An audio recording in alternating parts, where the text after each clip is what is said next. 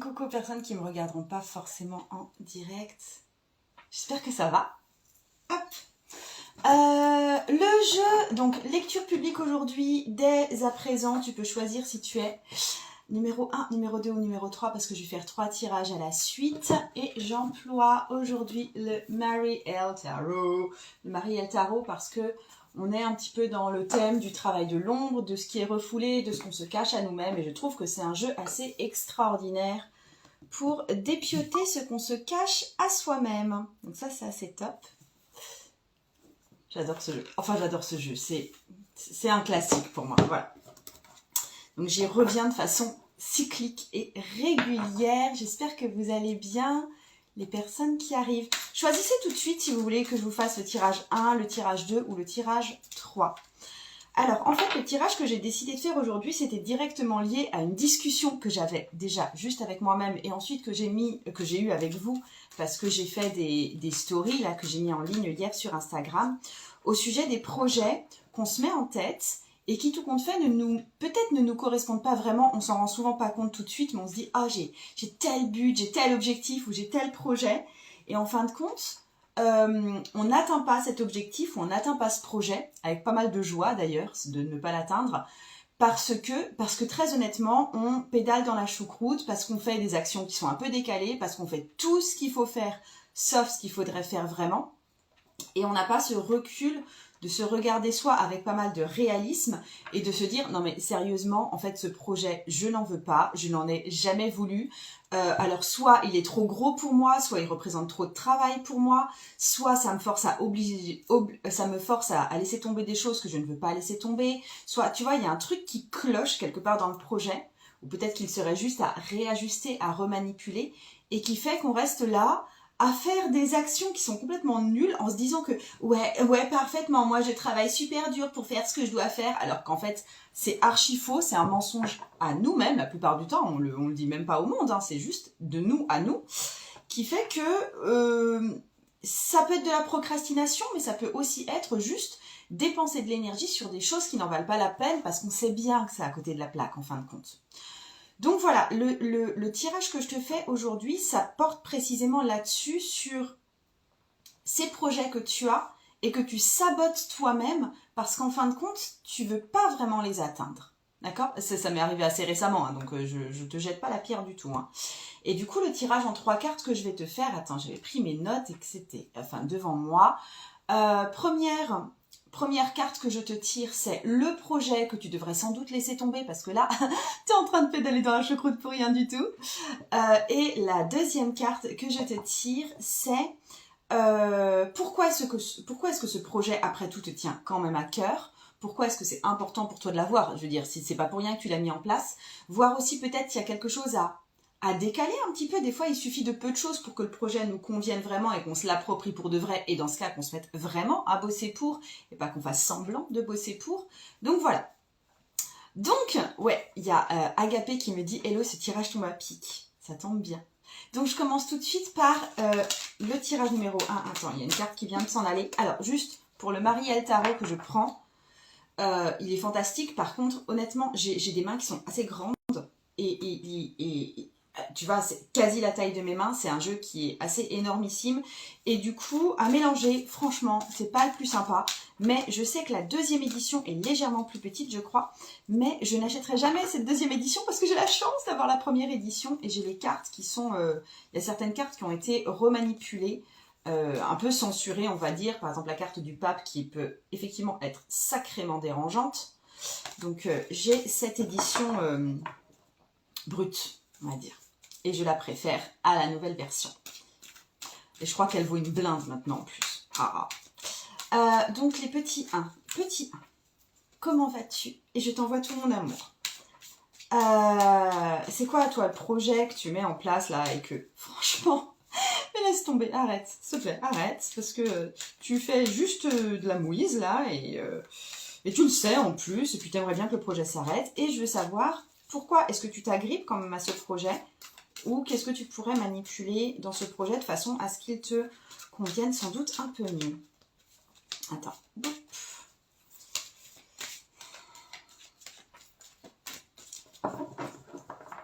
c'est parti. Alors, je sors les 2 cartes. Alors, première carte, c'est un 7 de denier. Ça brille avec la lumière. Attends, et comment est-ce qu'on fait pour avoir une mise au point bien nette là-dessus? Je ne sais pas. Alors, attends. Parce que là, je ne peux pas mettre ma main derrière. La carte prend la place de ma main. C'est quoi ce projet? Ça me parle d'investissement financier, c'est quoi ça? Je pense que tu as le projet de mettre ton argent quelque part. Soit acheter une formation qui te permettra toi de grandir et de faire autre chose derrière, soit peut-être que tu as en projet l'achat d'un bien immobilier, soit que toi tu as en projet d'autres projets d'investissement vraiment de façon à faire fructifier ton argent, soit un projet d'achat de matériel assez important, mais c'est comme si tu avais, tu vois, une somme d'argent à ta disposition et tu voulais l'investir dans quelque chose, ou même possiblement un emprunt à faire à la banque, mais il y a un truc d'utiliser un argent à bon escient, et c'est comme si tu te préparais à investir cet argent, et tu le fais pas. Ou investir, alors là je parle d'argent parce que effectivement c'est des deniers, mais il peut s'agir vraiment de temps. Il peut s'agir d'investir une grosse dose de temps, tu vois, d'investir 1 mois dans un projet. Mais c'est... ouais, je pense que tu as atteint un certain résultat dans ta vie. Les 7 de denier, c'est souvent des cartes de résultats. Et que du coup, tu te dis, bon, je dois passer à ma prochaine étape. Et pour cette prochaine étape, pour faire encore croître mon potentiel, mon argent ou mon temps, je dois le placer de telle et telle façon. Et tu te dis, bah, je dois faire ce truc, ou je dois acheter ce truc, ou je dois investir sur ce truc, et tu ne le fais pas. Alors que tu dis, enfin peut-être pas à tout le monde, mais en tout cas à toi-même que c'est bien parti, tu vas le faire, c'est ce qu'il faut faire, c'est la bonne voie. Ok. Pourquoi tu dois laisser tomber ce projet, ou pourquoi ce projet te tient à cœur, ou qu'est-ce que tu aurais peut-être à changer là-dedans? C'est un 9 de disque, dont un 9 de denier. Avec cette petite chèvre diabolique que tu connais déjà sûrement, Baphomet. Alors attends, qu'est-ce que ça veut dire pour toi ici? Avec un 9 de denier, qui représente souvent souvent c'est l'abondance. Ici, je le vois plutôt comme le règne, tu vois, sur toute chose et sur le domaine matériel. Tu vois, cette chèvre, elle est assise sur la terre et elle a tu vois, elle a le signe sur la terre comme au ciel, comme a le magicien.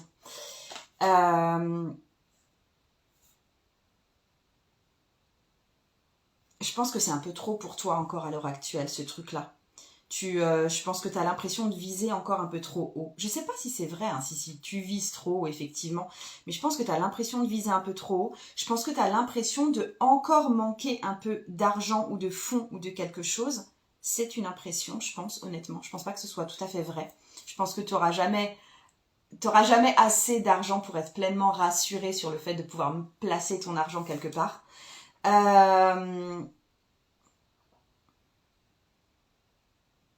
y a un truc où tu te dis, je dois viser très haut parce que c'est bien de viser très haut, et en même temps, un autre truc en toi qui te dit, ouais, mais ça, c'est vraiment trop haut pour moi et je devrais revoir mes projets à la baisse, mais en même temps, tu t'interdis de revoir tes projets à la baisse.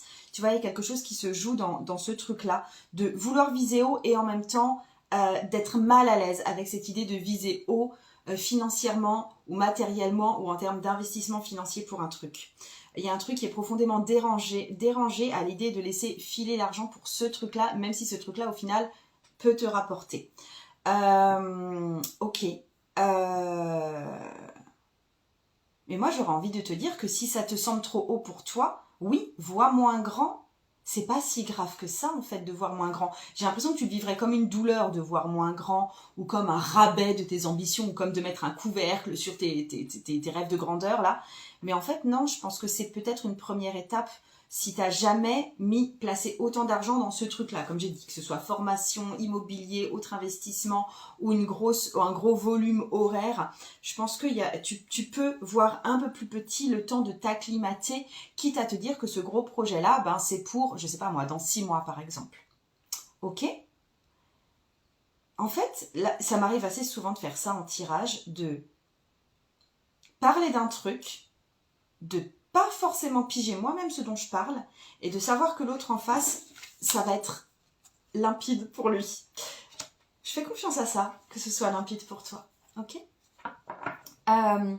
Ce que je fais aussi là, c'est vraiment du domaine du travail de l'ombre, parce que pour moi, le travail de l'ombre, alors, ce qu'on appelle travail de l'ombre, c'est aller voir en face ce qu'on n'avait pas forcément décelé chez soi et qui reparaît dans notre vie quotidienne de façon dérangeante. Par exemple, on ne veut pas voir de soi qu'on est jaloux et du coup, on va déceler toutes les traces de jalousie chez les autres ou autour de nous de façon très vive, de façon très critique, pour pas soi-même affronter notre propre sentiment de jalousie. C'est qu'un exemple, et souvent, alors des fois ça peut être sur des défauts comme la jalousie, des fois ça peut être sur des qualités type, je sais pas, une grande ambition par exemple.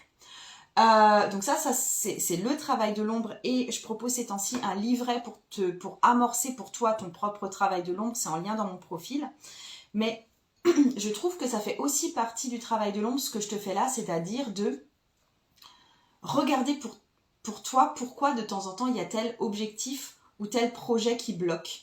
Parce que souvent, quand on procrastine ou quand on se rend compte qu'on pose des actions qui ne marchent pas en soi et dont on savait plus ou moins que ça n'allait pas marcher, c'est que le truc n'est pas fait pour nous et qu'on n'ose pas se l'avouer à nous-mêmes.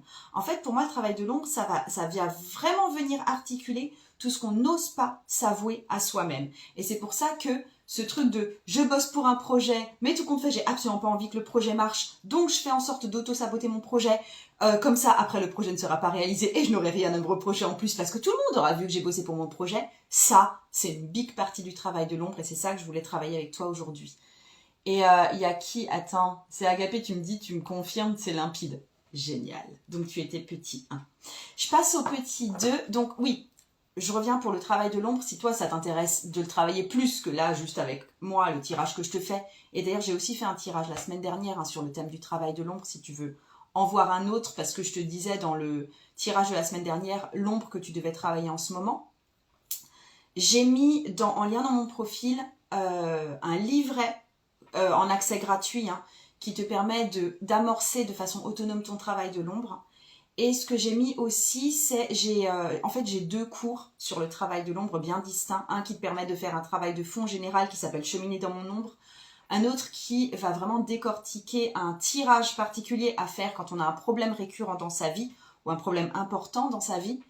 Et ces 2 cours, c'est du travail de l'ombre et j'en ai fait un pack que j'ai mis en vente en ce moment. Et là aussi, c'est en lien dans mon profil. Donc quand tu as fini cette IGTV, tu peux aller voir si ça t'intéresse. Et je passe au tirage des petits 2. Pour les personnes qui arrivent, j'utilise le Marie-El Tarot. Et je suis en train de faire un tirage sur les projets qu'on devrait sans doute laisser tomber parce que franchement, on est en train de faire de la mouise dessus. Et je te propose de choisir le tirage 1, le tirage 2, le tirage 3. Je viens de faire le tirage 1 et du coup, je passe au tirage 2. Hop, alors, petit 2, j'espère que tu vas bien et je t'envoie tout mon amour, comme d'hab. Hop, et du coup, toi, c'est quoi le projet que t'as en ce moment? Ou franchement, t'es pas super efficace et tu fais un petit peu exprès de pas être méga efficace, d'accord? Et du coup, ça, je veux savoir. Et la deuxième chose que j'ai besoin de savoir, c'est pourquoi est-ce que tu tiens à ce projet, en fait? Pourquoi est-ce que tu l'as mis en place? Parce que je pense que tu n'es pas obligé. Ou pourquoi est-ce que tu n'arrives pas à lâcher? Enfin, en gros, qu'est-ce qui coince et comment est-ce qu'on peut faire pour le décoincer? Comment est-ce qu'on peut peut-être remanipuler ce projet, le modifier un petit peu, de façon à en faire un projet que tu puisses t'approprier, pour lequel tu puisses travailler sans faire de la mouise, là.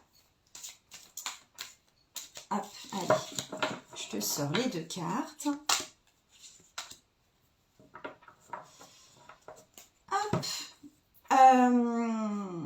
Allez, première carte. Bah justement, tiens.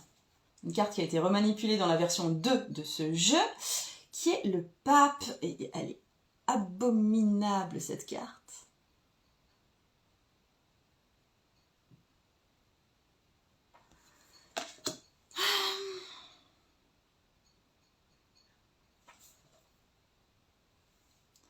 Tu veux lancer, en tant qu'entrepreneur, alors pour l'instant je parle juste en tant qu'entrepreneur et puis après je vais affiner parce que il n'y a pas que des gens qui aspirent à être entrepreneurs qui sont ici.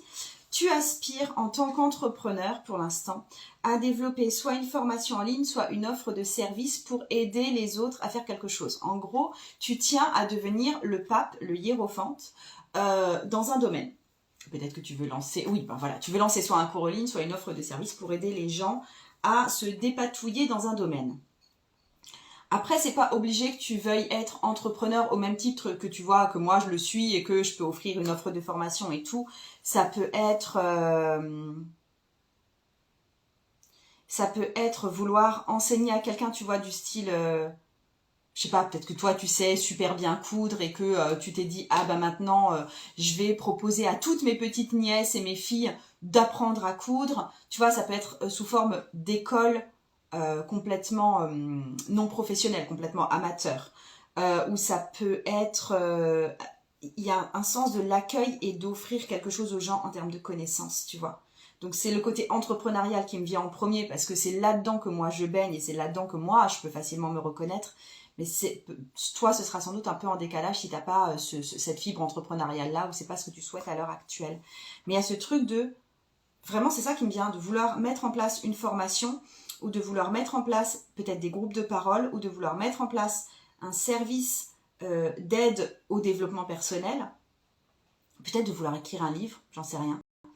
Mais il y a quelque chose comme ça et qui fait que, ça c'est le projet que tu as, et que tu ne réalises pas parce que tu tournes en rond autour du pot en faisant tout ce qu'il faut faire, sauf ce qu'il faut faire. D'accord ? Tu fais semblant et tu dis peut-être à tout le monde ou tu dis à toi-même, à moi, dans ce domaine-là, je vais devenir le pape, je vais lancer un super groupe de parole, je vais lancer une super conférence, ou je vais faire une réunion dans une association de quartier pour aider les mamans à savoir allaiter, ou tu vois, un truc comme ça, et ça va être trop génial, et tu ne le fais pas pour de vrai. D'accord, tu tournes autour du pot. Peut-être que tu as commencé à prendre des photos. Peut-être que tu en as parlé à ton mari. Peut-être que tu en as parlé même à des copines. Peut-être que tu as choisi la robe qu'il te fallait pour ce jour-là. Mais tu n'as absolument pas fait ce qui est le plus important, c'est-à-dire poser une date, commencer à vraiment communiquer. Ok ? Comment est-ce qu'on va dénouer ça, hein ? Et déjà, pourquoi c'est si important pour toi, ce truc ? C'est l'étoile. Donc on est face à deux arcanes majeures. L'étoile, elle fait très dans ce jeu-là, même si c'est une femme pour le coup, elle, pour moi, c'est vraiment une figure christique, tu vois, avec ses marques au creux des mains, comme si elle avait été crucifiée.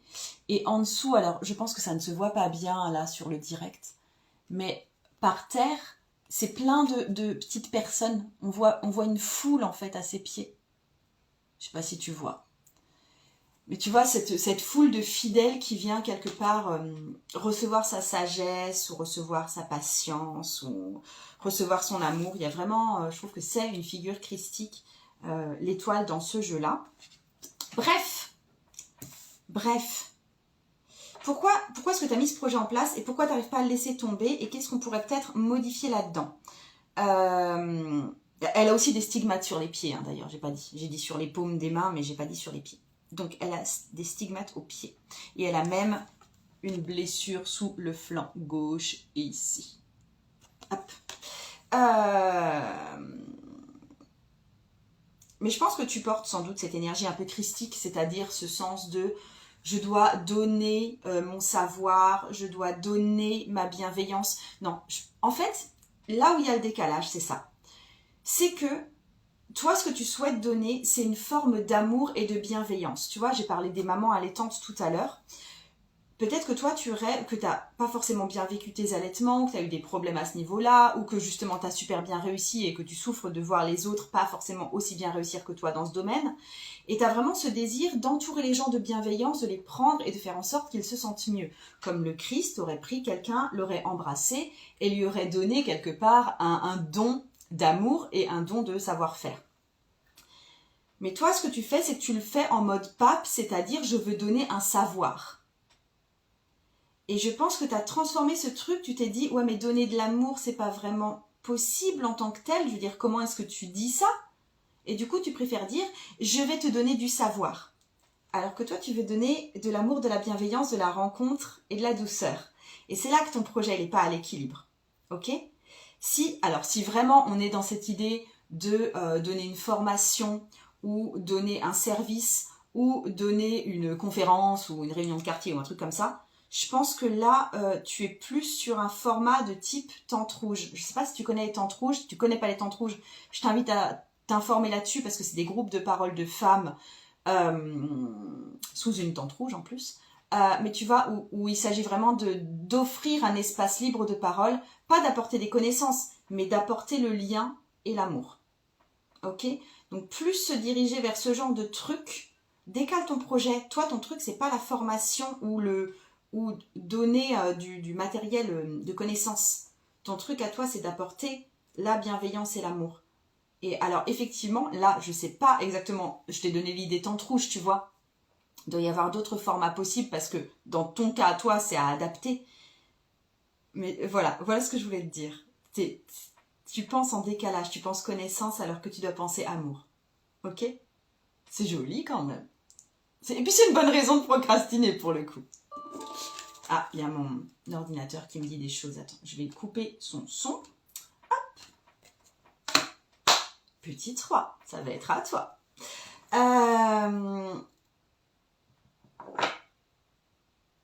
Si tu veux faire ton travail de l'ombre toute seule, comme je te l'ai dit, c'est au lien dans mon profil où tu as un livret gratuit pour commencer à voir en toi ce que tu ne veux pas voir en toi et où je t'explique vraiment beaucoup plus finement ce qu'est le travail de l'ombre. Je te donne aussi des tirages de tarot à faire pour toi, pour les cas les plus fréquents d'ombre qu'on n'arrive pas à désamorcer chez soi. Et il y a aussi les 2 cours Cheminer dans mon ombre et Shadow Tarot que j'ai réunis en un pack et qui est aussi disponible en lien dans mon profil. Et donc, tu vas voir ça juste après mon IGTV si tu es intéressé par tout ce qui est travail de l'ombre. Et je te fais ton tirage petit numéro 3. Alors. Ah, c'est aussi la première fois que je te parle depuis que je suis revenue de la retraite tarot de novembre. Là, il y a la retraite tarot qui vient de passer. Alors là, pour le coup, j'ai bien fait ma pape parce que j'étais dans le mode très très enseignante. En fait, pendant les retraites tarot, l'expérience tarot, je donne une méthode pour se servir du tarot, pas pour des lectures de tarot, mais vraiment pour faire son travail énergétique, pour faire des libérations énergétiques quand on se sent bloqué dans un domaine de vie. Donc là, l'expérience tarot vient de passer. Franchement, c'était un groupe qui était super émouvant en fait et super... j'avais l'impression qu'ils étaient très ouvertes et très à fleur de peau dans certains domaines. Donc c'était assez génial. Et si tu es intéressé pour vivre l'expérience toi aussi et avoir cet enseignement toi aussi, et me rencontrer en mode pape bien sûr, la prochaine sera en février. J'ai plus la date sous les yeux. Attends, je te dis ça. Je vais en profiter tant que j'ai mon agenda ici. De toute façon, tu retrouves tout ça, pareil, en lien dans mon profil. C'est pendant nos vacances de février. Je dis nos vacances de février parce que je suis en zone B. Mais attends. Et c'est le vendredi 11, samedi 12, dimanche 13 février. Et les inscriptions sont ouvertes. Et c'est en lien dans mon profil. Et en plus, tu auras toute la page qui t'explique exactement ce qu'on fait, le programme, tout ça, tout ça. Bref, petit 3, j'espère que tu vas bien. Et je suis contente de te voir. Attends, Laurence, hello Margot, j'espère que tu vas bien. Si j'arrive pour les petits 3, c'est que je suis un petit 3, non? Absolument, Laurence. J'espère que tu vas bien aussi. Donc, petit 3, je vais te dire, toi, le projet que tu as et que tu fais semblant d'avoir, parce qu'en fait, tu fais de la merde, honnêtement. Excuse-moi, hein, mais je pense que tu fais de la merde sur ce projet parce que tu ne tiens pas vraiment à ce qu'il voit le jour. Donc, c'est quoi ce projet déjà? Qu'est-ce que je peux te dire à ce sujet? Et ensuite, deuxième carte que je te tire, c'est pourquoi est-ce que tu restes attaché à ce projet et comment est-ce qu'on peut le modifier pour en faire quelque chose que tu puisses vraiment t'approprier et pour le coup vraiment mener à bien.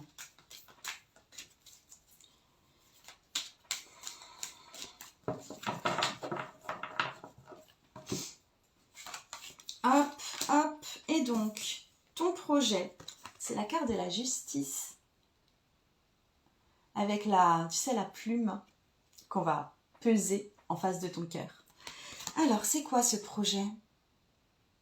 J'ai envie de dire que ça rejoint pas mal les numéros 1, mais c'est un projet d'ordre contractuel. Tu veux signer un bail, ou tu veux résilier un bail, ou tu veux poser ta démission, ou tu veux embaucher dans un nouveau job, ou tu veux, tu vois, tout ce qui implique, enfin on est dans la justice, tu vois, dans l'écriture en plus avec cette plume pour moi, dans ce domaine de l'air et de la balance, et pour moi on est vraiment dans ce truc de tu fais en sorte de signer un nouveau contrat ou de rompre un nouveau contrat. C'est pareil pour moi, il y a un moment où tu poses ta signature quelque part, tu vois, d'envoyer un courrier important. Et je pense que tu ne le fais pas parce que la situation contractuelle actuelle te correspond encore mieux. En tout cas, elle a encore plus de bénéfices pour toi que n'en a la situation pour laquelle tu signerais. Chemin intérieur, tu ris déjà. Ah oui. Donc, ouais. Tu aimerais signer un nouveau contrat et tu fais rien pour. Tu fais genre tu cherches, tu fais genre t'as des modèles de lettres, tu fais genre, si c'est un nouveau boulot, de chercher, de montrer à ton mari le soir toutes les nouvelles annonces que tu as répertoriées, tu fais genre s'il s'agit d'un truc immobilier, de chercher là aussi toutes les annonces, tu vois, tu prends conseil auprès de je sais pas qui. Mais n'empêche que pour un contrat qui pourrait être signé, je pense, dans ta situation relativement vite, bah ça ne se fait pas parce que tu tournes autour du pot et tu te demandes si le mascara que tu as mis est bien le bon pour ce jour-là. Question cruciale, bien sûr. Donc tu te prends la tête avec des questions qui ne méritent même pas d'être posées, d'accord? Pourquoi est-ce que tu procrastines comme ça? Hein? C'est aussi très arcane majeureux comme jeu, c'est le fou. Alors, je te montre cette carte du fou. C'est vraiment l'envol pour moi, ce fou. Attends, j'essaye de te faire un truc à peu près clair. Et tu vois, en fait, la plupart du temps, les fous, dans les jeux de tarot, c'est quelqu'un qui est au bord d'une falaise, ou au bord de quelque chose. Enfin, c'est au bord d'une branche, ou un truc comme ça. Et là, en fait, alors là, tu le verras pas, parce que c'est vraiment trop flou, mais tout au fond, t'as une espèce de falaise avec une chute d'eau. Et en fait, le mec, il s'est déjà jeté. On assiste à la chute ou à l'envol, dans les deux cas. Et du coup, il est très dans son seau, il y a 2 dragons qui s'entremêlent derrière lui, et puis il y a plein de papillons qui volent avec lui. Chemin intérieur, tu me dis, je fais genre, je cherche un nouveau travail alors que je veux écrire. Ouais, on en avait parlé hier. Donc voilà pour cette carte du fou. Donc, pour toi, pourquoi est-ce que ça marche pas? Pourquoi est-ce que tu fais semblant de vouloir signer un contrat alors qu'en fait tu le signes pas, tu vois, t'as peut-être aucune intention de procrastiner, aucune intention de signer réellement ce contrat. Pour le fou. Mais t'as un problème de choix toi déjà. Je pense que toi tu préfères laisser la voie ouverte et avoir toutes les possibilités qui existent et que en fait signer un contrat, que ce soit bail, que ce soit boulot, que ce soit tout, enfin là je pense bail et boulot parce que c'est les premiers contrats qui me viennent à l'esprit, mais il y en a plein d'autres qui existent, n'est-ce pas? Ça peut être signer un partenariat, ça peut être signer avec un notaire, ça peut être lancer ton entreprise en signant auprès de l'URSSAF, etc. Tu le fais pas parce que tu veux laisser le champ le plus ouvert possible, et qui dit contrat dit se confiner à ce contrat. Je veux dire, le contrat exige quelque chose, exige qu'il y ait des actes derrière, exige que ça coupe les autres possibilités de contrat également. Acheter une maison, ça veut dire ne pas acheter l'autre maison d'à côté que tu avais vue, tu vois. Donc il y a ce truc de mais moi je veux pas m'engager tout de suite, je veux laisser le champ des possibilités un maximum ouverte, tu vois, avec un truc un peu adolescent là-dedans qui dit ah mais moi je ne veux pas m'engager tout de suite, non, je ne veux pas de bébé tout de suite, je veux un bébé après 45 ans parce que voilà. Il y a ce souffle de liberté et de vouloir garder, c'est quoi ça? De vouloir garder les possibilités très très très ouvertes que tu recherches et qui t'empêchent de signer tout contrat. Mon téléphone fait blim. Ce que j'aurais envie de te dire là-dedans, alors pour moi c'est effectivement, tu restes en ce moment, vu que tu ne signes pas de contrat, tu es surtout en train de respecter ce besoin de liberté et de choix ouvert, et tu n'es pas en train d'être dans cette signature parce que choisir c'est renoncer. Je pense que c'est juste à savoir pour toi ça déjà. C'est pas forcément, tu vois, j'ai pas forcément à te donner de conseils là-dessus. Mais je pense que ça te demande d'être au clair avec toi. Il y a des domaines de ta vie, forcément, où tu vas te retrouver dans une certaine restriction parce que tu auras fait des choix restrictifs et d'autres domaines où tu auras décidé de rester libre. Imaginons, par exemple, tu as fait le choix d'avoir des enfants, c'est un choix restrictif et tu vois, une fois que c'est posé, mais après, ça peut être un vrai choix. Et par contre, tu peux décider de toi ne pas avoir de maison et vivre une vie de nomade et tu fais ce choix de liberté qui aussi est une forme de contrainte parce que ne pas avoir de logement fixe, c'est une forme de contrainte également. Mais je veux dire, je pense que ça mérite d'être posé et de te demander là où tu préfères la liberté et là où tu préfères ton auto-restriction. Je parle d'auto-restriction parce que c'est toi-même qui t'imposes tes contraintes, ça vient pas de l'extérieur. Comme le coup de faire un enfant, en général, c'est pas imposé de l'extérieur, c'est quand même toi qui l'as un minimum décidé. Donc demande-toi vraiment où est-ce que tu es capable de te limiter pour pouvoir avancer et où est-ce que non, tu n'as pas du tout envie de te limiter et tu préfères être complètement libre. Tu vois, hier en story, j'avais parlé notamment avec Morgane, et puis c'était mon cas à moi, des éventuels partenariats à faire. Quand tu es entrepreneur, souvent faire le choix d'un partenariat, ça peut être un moteur pour faire progresser ton entreprise parce qu'il y a des chances que ça puisse mieux marcher si tu te mêles avec une autre personne. Mais dans mon cas, et comme dans le choix que Morgane avait fait, on en avait un peu parlé, elle sabote des fois ses propres partenariats et je le fais aussi parce que tout compte fait, on préfère aller doucement mais y aller seul parce qu'il y a ce besoin d'être pour soi uniquement, profondément égoïste, et de rester dans cette liberté de ne pas s'embêter quelque part avec quelqu'un d'autre. Donc c'est un choix. Demande-toi là où tu fais ce choix-là. Et demande-le toi en conscience en fait. Ok ? Et j'en ai fini. Non, attends, j'en ai pas fini. Il y avait des réactions et je voulais répondre. Il y a El Goliath qui me dit Love the Mary L. Yes, I do love this deck a lot. Et Aude, tu me dis je sais pas comment faire pour arrêter de procrastiner. Je suis en mode spiritualité, me concentrer sur moi. Je ne sais pas si c'est procrastiner car je travaille pas. Mais en fait, pour moi, là tu dis je procrastine, mais tu ne me parles pas d'un projet que tu ne réalises pas. Donc à mon avis, si tu te dis que tu procrastines, c'est que tu n'as pas encore posé la chose que tu veux faire. Et je pense que tu parles de concentration sur toi, de spiritualité, éventuellement de travail sur toi, j'imagine. Tu n'as pas encore défini ce à quoi ça va te servir de progresser sur toi-même. En fin de compte, tu veux faire quoi? Si tu passais à la marche du dessus, ce serait pour faire quoi?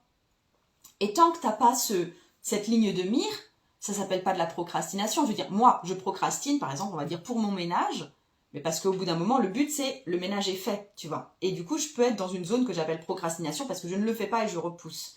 Toi, c'est quoi le point d'arrivée que tu repousses? Je pense pas que c'est de la procrastination, je pense que c'est ne pas savoir où tu veux aller. Ok? Et chemin intérieur, qu'est-ce que tu me dis? Mais je fais n'importe quoi, là. Alors, chemin intérieur. Je ris car je cherche cet emploi et que je ne veux pas dans le secteur de la justice. Ah, excellent! Ah oui, c'est excellent ça. Christine, je ne fais pas car je suis en année 9, donc faut que j'arrête. Pourquoi tu fais pas parce que tu es en année 9? L'année 9, c'est une année de renouveau, donc tu peux faire des choses quand même. Hein. C'est pas... Je vois pas pourquoi... Alors, en fait, il y a un truc que j'aime pas. Coup de gueule, j'adore pousser des coups de gueule. Quand on dit ouais mais moi je peux pas parce qu'on a regardé la carte de notre année qui était je sais pas moi le pendu, donc je suis dans une année d'attente et je ne peux rien faire. Je suis en année 9 dont je ne peux rien faire. Je suis je sais pas poisson donc je suis plus rêveuse et je ne peux rien faire. Je suis Ennéa type 6 donc tu vois je suis anxieuse donc je ne peux rien faire. Tu vois c'est prendre tous ces archétypes soit qu'on fige sur notre année, soit qu'on fige sur notre personnalité et on s'en sert comme excuse pour ne rien foutre. Tout ce qui peut être indication sur notre année, sur le temps, le mois, là, ou sur nous-mêmes, c'est des indications qui peuvent nous aider à trouver des stratégies pour que ça marche mieux aussi, et à avoir une indication du type, le temps qu'il fait. Mais si la météo me dit demain il pleut, ça ne veut pas dire Margot ne sors pas de chez toi, attention ça va mouiller sur la figure. Ça veut dire Margot, peut-être prends un parapluie. Ok ? Ne prenez pas comme excuse ces archétypes de vie, de personnalité ou de machin pour ne rien faire. C'est nul. c'est nul, franchement. C'est nul. Elodie Gros, carrément le champ des possibles. J'espère que tu vas bien, Elodie. Et puis, je pense que c'est... Ah! Le téléphone, il fait des bêtises. Ça me correspond carrément. Ok, super. Astre Aquarelle. Merci. Ok, nickel. C'est la machine à laver en mode essorage à fond, quoi, quand moi je râle. Sans doute. Sans doute. Christine, tu dis, c'est pas pour autant que je ne fais rien, j'en profite pour travailler mes tirages, apprendre encore plus et m'entraîner, mais officiellement, je suis en attente. Oui, mais dans ce cas-là, peut-être que ce tirage n'était pas fait pour toi, parce que là, je parlais des projets que vous n'aboutissez pas en faisant exprès. Et peut-être que toi, t'as pas de projet, que tu as décidé que c'était une année sans projet. Et ça peut tout à fait exister, tu vois. Moi aussi, j'ai des temps morts où je n'ai pas de projet. Et c'est ok. Ok. Je vous laisse là-dessus. J'espère que vous allez passer une super belle journée. Je vous souhaite justement une super belle journée, de manger plein de chocolat, une belle période de l'Avent qui s'annonce. Et à tout vite. Ciao. Bonjour de la baie du Mont-Saint-Michel. Bonjour de Troyes.